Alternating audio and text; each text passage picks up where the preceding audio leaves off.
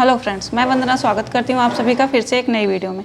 आज की वीडियो में हम सीखेंगे एमएस वर्ड का रिव्यू टैब। तो सबसे पहले हम एमएस वर्ड को ओपन कर लेते हैं। ब्लैंक डॉक्यूमेंट लेना है यहाँ से। जैसे हमने कोई पैराग्राफ लिखा, यहाँ से हम रिव्यू टैब पर क्लिक करेंगे।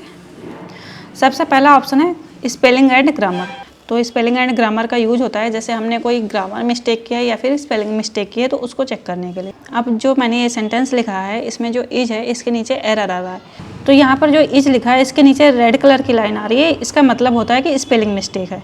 तो उसके लिए हम जाएंगे स्पेलिंग एंड ग्रामर पर और यहाँ पर ये सजेशन देता है। जैसे इज को ऐसे नहीं लिखना था, ऐसे लिखना था, तो हमने सेलेक्ट किया तो ये रिप्लेस हो जाता है। तो ऐसे ही अगर आपने कोई वर्ड गलत लिख दिया है तो उसको आप राइट कर सकते हैं सजेशन लेकर। उसके बाद हम चलते हैं नेक्स्ट ऑप्शन की तरफ। इस पर जब हम क्लिक करेंगे तो हमें जैसे किसी वर्ड का मीनिंग सर्च करना, मतलब सिनोनियम्स आपको सर्च करना है, तो आप यहाँ क्लिक करेंगे और यहाँ पर लिख देंगे जिस वर्ड का सिनोनियम्स आपको चाहिए। एंटर किया तो ये देखिए सिनोनियम्स आ गए। नेक्स्ट ऑप्शन है वर्ड काउंट। इस पर हम क्लिक करेंगे तो जो डॉक्यूमेंट है हमारा उसमें कितने पेज हैं वो यहाँ पर दिखाता है। वर्ड्स कितने हैं यहाँ पर आ जाएगा। करेक्टर नो स्पेस, यानी कि जो करेक्टर हमने लिखा है उसमें विदाउट स्पेस, स्पेस को अगर काउंट नहीं करते हैं तो कितने करेक्टर्स हैं वो यहाँ पर लिख कर आता है। विद स्पेस यानी स्पेस को भी हम काउंट करेंगे तो कितना है वो लिखा रहेगा। पैराग्राफ कितने हैं और लाइन्स कितने हैं, तो ये पूरे डॉक्यूमेंट की इन्फॉर्मेशन दे देते हैं। नेक्स्ट ऑप्शन है रीड अलाउड।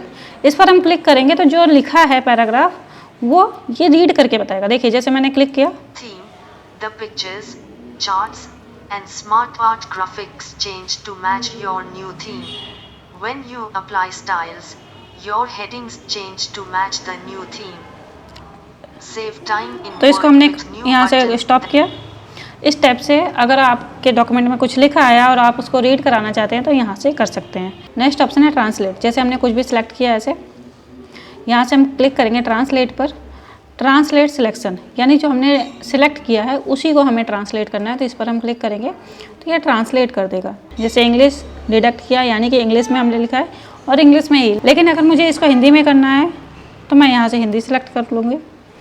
हिंदी को मैंने सेलेक्ट किया, अब ये देखिए हिंदी में ट्रांसलेट हो जाएगा। अब इसने क्या किया, इंग्लिश में जो डिडक्ट किया था सिलेक्शन उसको इसने हिंदी में ट्रांसलेट कर दिया। अगला ऑप्शन है ट्रांसलेट डॉक्यूमेंट। इस पर हम क्लिक करेंगे तो जो डॉक्यूमेंट है हमारा वो पूरा ट्रांसलेट हो जाएगा। फ्रॉम में ऑटो डिडक्ट सेलेक्ट करना है और यहाँ पर जिस लैंग्वेज में आपको चाहिए वो सिलेक्ट करना है। जैसे मैंने हिंदी को सिलेक्ट किया और यहाँ से ट्रांसलेट पर क्लिक किया, ये देखिए ट्रांसलेट हो गया। जो भी इंग्लिश में लिखा था वो हिंदी हो जाएगा। नेक्स्ट ऑप्शन है लैंग्वेज प्रेफरेंस। पर जाकर हम अपने पीसी में और भी लैंग्वेजेस ऐड कर सकते हैं। आप जो भी आपको ऐड करना होगा वो आप यहाँ से ऐड लैंग्वेज पर जाकर आप सिलेक्ट कर लीजिएगा, उसके बाद ऐड हो जाएगी। देन हम ओके कर देंगे। अगला जो ऑप्शन है वो है कमेंट, न्यू कमेंट। जैसे किसी भी वर्ड, जैसे कि किसी भी वर्ड पर मुझे कोई कमेंट देनी है तो हम सिलेक्ट करेंगे डॉक्यूमेंट को। जैसे मुझे डॉक्यूमेंट पर कमेंट लिखना है कुछ, तो यहाँ से हमने सिलेक्ट किया और यहाँ से हम गए न्यू कमेंट। इस पर हम क्लिक करेंगे और जो भी हमें कमेंट लिखना है वो हम यहाँ से लिख सकते हैं। डिलीट कमेंट से क्या होता है कि कमेंट डिलीट कर सकते हैं। अब जैसे मैंने वीडियो पर भी कमेंट कर दिया, यहाँ से न्यू कमेंट, यहाँ पर मैंने वीडियो पर भी कमेंट लगा दिया। अब कहीं पर भी मैंने क्लिक किया तो नेक्स्ट कमेंट कहाँ पर है वो देखना है तो हम यहाँ से नेक्स्ट का यूज करते हैं। ऐसे शो करेगा ये। प्रीवियस यानी पीछे जाने के लिए। शो कमेंट का यूज क्या होता है, जैसे मैंने अभी कहीं और क्लिक कर रखा है तो हमारी कमेंट हाइड हो रखी है। अब मुझे उसे देखना है तो यहाँ से हम क्लिक कर देते हैं शो कमेंट्स, यानी कि आप कहीं पर भी क्लिक करेंगे तो आपकी कमेंट हाइड नहीं होगी। अगर आप इस पर अनटिक कर देते हैं तो कमेंट ऑटोमेटिक हाइड हो जाती है। डिलीट कमेंट, अगर आपको कोई कमेंट डिलीट करनी है तो आप उस पर क्लिक करेंगे, उसके बाद यहाँ से कर देंगे डिलीट कमेंट, तो कमेंट डिलीट हो जाएगी। ट्रैक चेंजेस, अब मैं यहाँ पर कुछ भी लिखती हूँ तो ये अलग से हाईलाइट होगा। अब आप इसको हटाना चाहते हैं तो यहाँ से हटा सकते हैं। अब आप कुछ लिखेंगे, अब ट्रैक चेंजेस हट गया। जैसे ही मैं कहीं और कुछ लिखती हूँ तो अलग से हाईलाइट नहीं करेगा। अगला ऑप्शन है लॉक ट्रैकिंग। अगर मैं इसको लॉक कर देती हूँ, जैसे मैंने पासवर्ड लगा दिया तो ये लॉक हो जाएगा, यानी ट्रैकिंग नहीं लगेगा। पासवर्ड लगाकर ओके करना है। अब आप यहाँ से ट्रैक चेंजेस का ऑप्शन काम नहीं करेगा, यानी जो मैंने अप्लाई कर रखा है वही रहेगा। अब पासवर्ड हम हटा देते हैं, पासवर्ड दोबारा फिल करेंगे, ओके करेंगे तो हट जाएगा पासवर्ड। जैसे ये जो मैंने ट्रैक चेंजेस कर रखे हैं इसको मुझे एक्सेप्ट करना है तो यहाँ से मैंने किया एक्सेप्ट, सिलेक्ट हो गया ये। फिर से मैंने क्लिक किया एक्सेप्ट, तो अब ये नॉर्मल हो गया। जैसे मेरे बाकी पैराग्राफ हैं वैसे ये भी आ गया। अगर मैं इसको करती रिजेक्ट, जैसे मैंने अंडू किया, एक स्टेप पीछे गए, सिलेक्ट किया मैंने और यहाँ से किया रिजेक्ट, तो ये हट जाता है, डिलीट हो जाता है ये। जैसे ट्रैक चेंजेस मैंने मल्टीपल जगह लगा रखा है तो मैं नेक्स्ट करके वो देख सकती हूँ, और प्रीवियस यानी पीछे देखने के लिए। तो अभी मैंने रिजेक्ट कर दिए सारे ट्रैक चेंजेस, यहाँ से किया रिजेक्ट, ओके।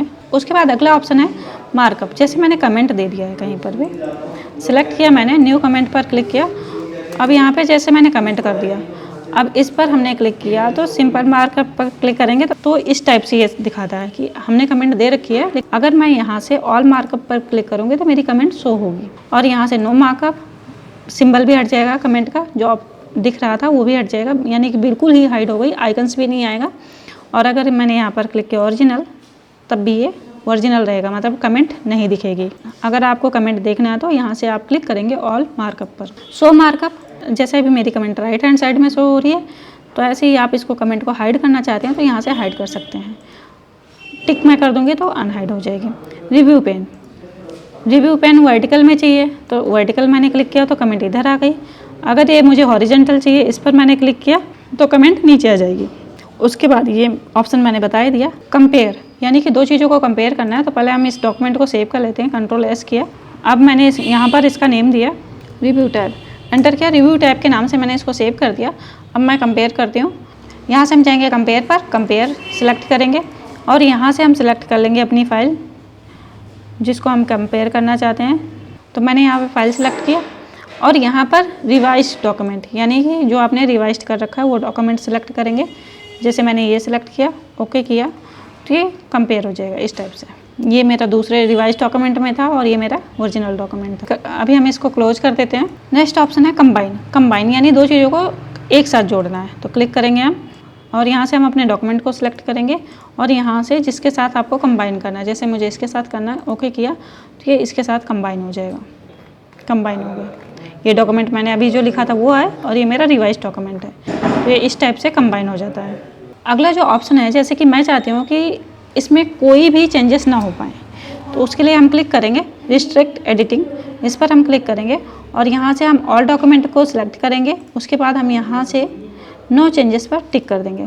यहाँ एवरीवन पर हम टिक करेंगे, यस स्टार्ट पर क्लिक करेंगे और यहाँ से हम पासवर्ड लगा देंगे, ओके। अब हम कुछ भी लिखेंगे तो ये लिखा नहीं जाएगा। अगर हमें ये हटाना तो हम यहाँ से करेंगे स्टॉप प्रोटेक्शन, इस पर क्लिक करेंगे और यहाँ पासवर्ड देंगे हम, ओके। अब आप कोई भी चेंजेस करेंगे तो चेंजेस हमारे हो जाएंगे ऐसे।